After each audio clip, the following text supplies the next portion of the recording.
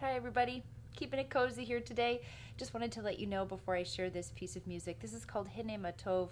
It's a song from the Jewish tradition that you can sing and play just by yourself or also as a round with other folks. So I wanted to share with you this arrangement that I've made of it as a round. I'll be teaching this round this coming Saturday, December 3rd at Artichoke Music here in Portland, Oregon, as part of a Ukestra workshop I have going on first Saturdays of the month. Hope you can make it.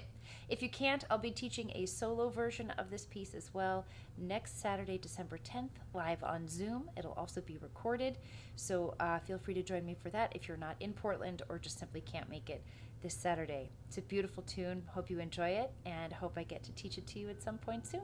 Enjoy.